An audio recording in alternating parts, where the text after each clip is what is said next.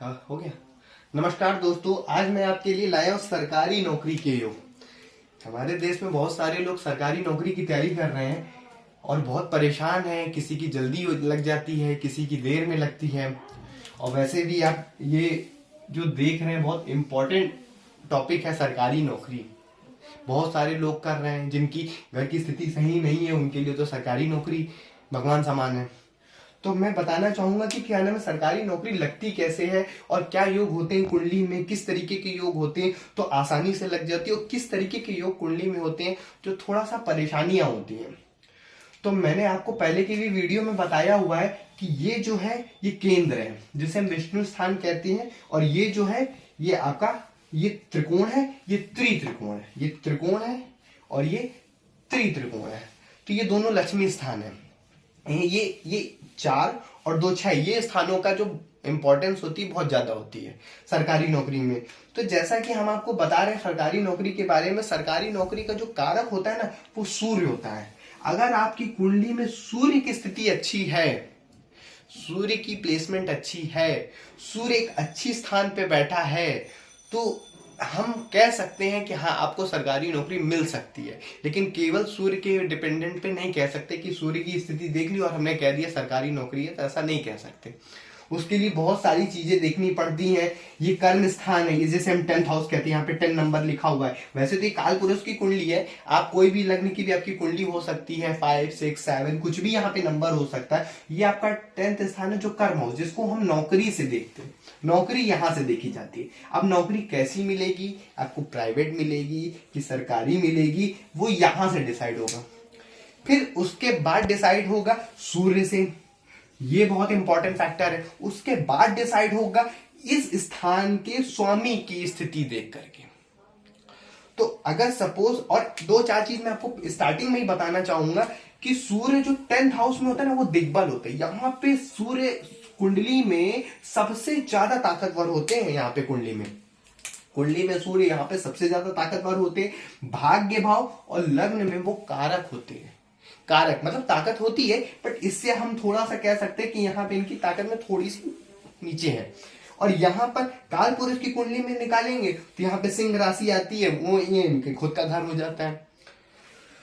तो हमें क्या क्या चीजें देखनी है अगर सूर्य की स्थिति, बाय द वे पहला तो हमें 2 4 चीज पीछे की, जैसे मैंने आपको पीछे की चीजें रिपीट कराऊंगा कि किसी भी प्लैनेट की स्थिति देखनी है ना, तो उसका अंश देख लीजिए, नौमांश में स्थिति देख लीजिए। अगर वो उच्च राशि में बैठा हो, मित्र क्षेत्री बैठा हो, खुद के घर पे बैठा हो, तो बहुत अच्छा है। शत्रु राशि में जाएगा, उसकी ताकत खत्म हो जाएगी, कम हो जाएगी।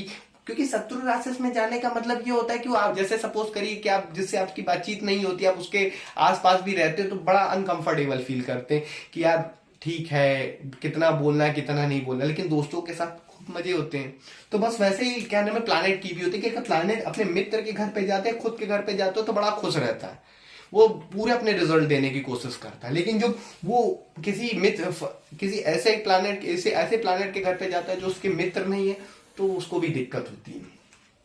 सपोज अगर सूर्य लग्न में, सूर्य 1 4 7 10, इन चारों किसी भाव में भी उच्च राशि में हो, स्व क्षेत्रीय हो, मित्र क्षेत्रीय हो, मच बेटर है।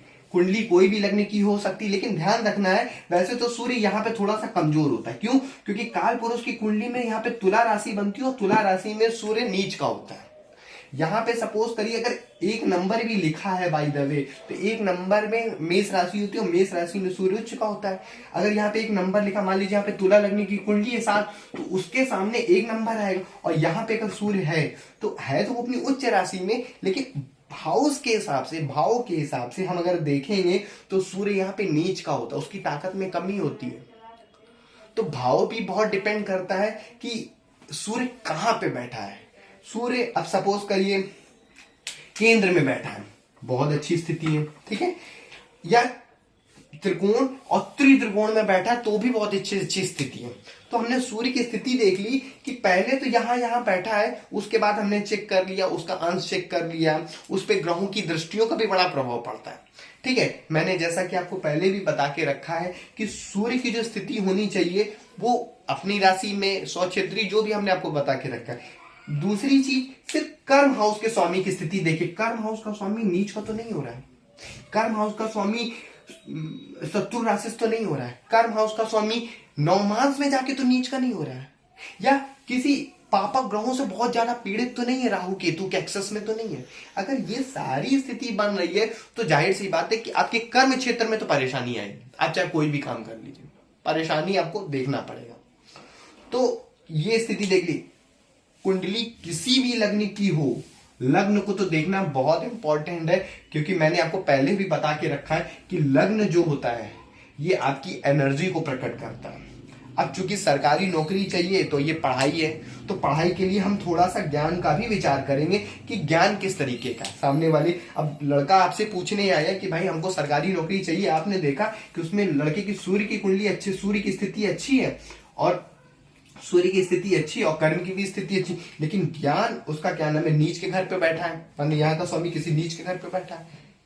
तो साफ दिख रहा है कि भाई वो लड़के को क्या नाम है सरकारी नौकरी के तो योग है, लेकिन वो नीच का होने के चक्कर में उसको पढ़ने में मन नहीं लग रहा है, उसको मजा ही नहीं आती पढ़ने में, और दूसरों को देख करके पूछने आया भाई सरकारी नौकरी चाहिए।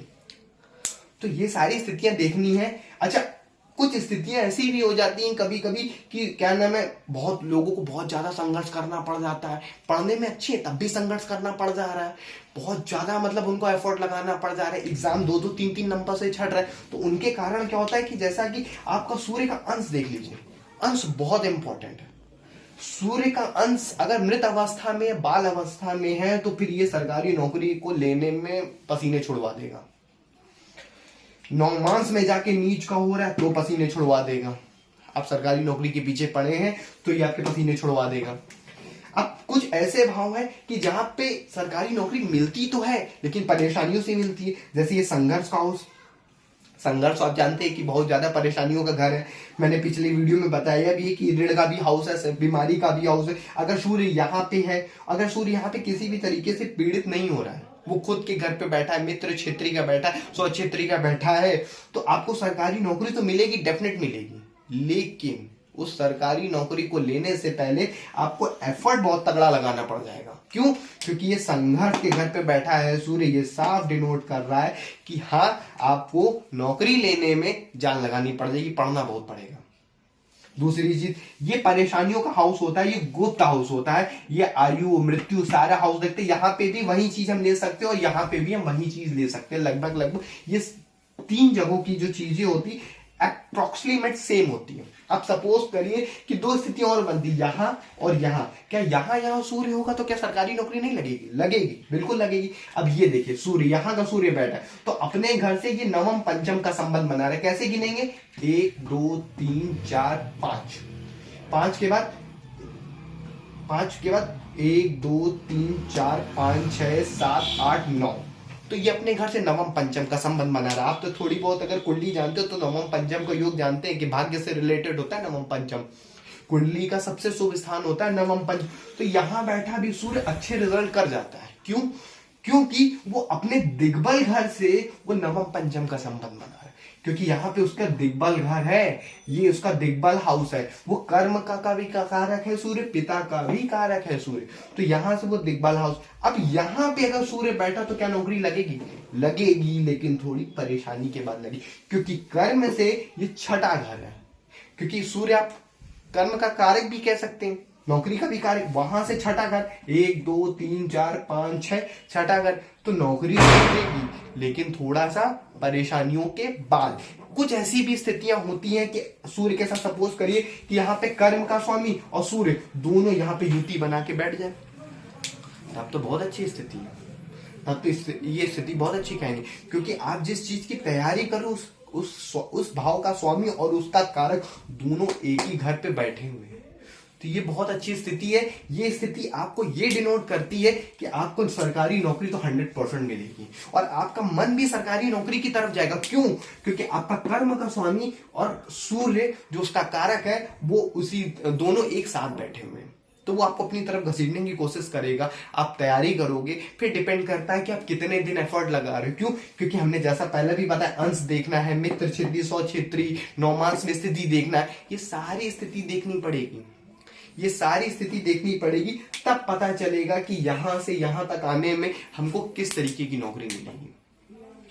ठीक है, तो अब जैसा कि मैंने आपको चीजें बता के रखी हैं सूर्य के बारे में, सूर्य जैसे यहाँ पे अब जैसे सपोज करिए कुछ लोग होते, कुछ लग्न होते हैं, जैसे मेष लग्न है, मेष लग्न में सूर्य को पंचम स्थान मिलता है, त्रिकोण का स्थान मिलता है। ठीक है, और सूर्य जो मित्र होता है वो आपका गुरु का मित्र होता है, मंगल का मित्र होता है, चंद्रमा का मित्र होता है। तो इन लग्नों में थोड़ा सा ये इसमें ताकत होती भी है और ये पॉजिटिव एनर्जी की तरफ सपोर्ट करता है। हाँ, किसी किसी कुंडली में जैसे अष्टमेश बन गया, षष्ठेश बन गया, ट्वेल्थेश बन गया, तो इसमें क्या होता है ना कि उसकी एनर्जी भी थोड़ी सी निगेटिव डायरेक्शन में होती है। तो कहना क्या मतलब लग्न आपका सपोर्ट नहीं कर रहा है, लेकिन आप इस भाव की चीजों की चीज आप लेना चाहते हो। मतलब सपोज करिए कि अगर बाय द वे ये कन्या लग्न की कुंडली अच्छा है, ये देखिए मैं बना के दिखाता हूँ, कुछ अदर एग्जांपल दिखाता हूँ आपको। सपोज ये देखिए कन्या लग्न की कुंडली है, 6 नंबर कन्या, तो यहां पे कौन सी राशि आएगी? 5 नंबर। सूर्य किस घर का स्वामी? व्यय भाव का स्वामी है। ये जो घर होता है ना अच्छा नहीं होता है। अब यहाँ के स्वामी को आप जो यहाँ का स्वामी जो भी चीज को रिप्रेजेंट करता है उसकी चीज चाहिए, और ये आपके घर ये आपके लिए अच्छा भी नहीं होता है। तो अब ऐसी अवस्था में क्या होता है कि यहाँ इसका कारक होता है बुध होता है, वो मैनेजमेंट का कारक होता है, व्यापार का कारक होता है। अब आपको सरकारी नौकरी चाहिए तो बहुत इंपॉर्टेंट है कि तब सूर्य की स्थिति बहुत प्रबल होनी चाहिए ऐसी स्थिति में, क्योंकि लग्न कुछ और सपोर्ट बता रहा है और आपको चाहिए कुछ और। तो ये कुछ पॉइंट्स हैं, अगर आप अपनी कुंडली देखिएगा और कुछ चीजों को बताइएगा। अगर आपके कुछ सवाल क्वेश्चंस हो तो मुझे कमेंट्स बॉक्स में करिएगा।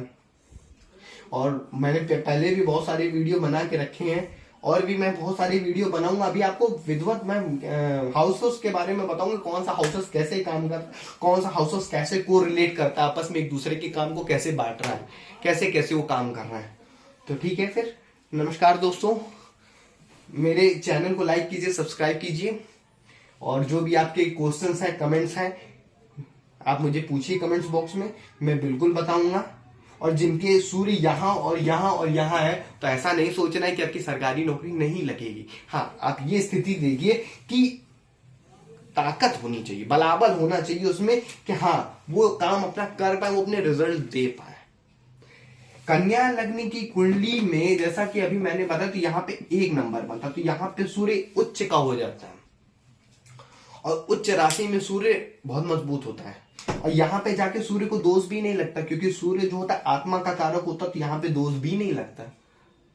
तो यहाँ पे अगर सूर्य है आपकी उच्च राशि में है तो ऐसा नहीं कि कन्या लग्न वाले क्या नाम है सरकारी नौकरी नहीं मिल सकती, मिल सकती है, बिल्कुल मिल सकती है, स्थिति अच्छी है। 9 मास में भी चेक कर लीजिए बस, और बस आपके ज्ञान में और लग्न में थोड़ी ताकत होगा, आपको मिल जाएगी, बिल्कुल मिल जाएगी नौकरी। ठीक है, नमस्कार।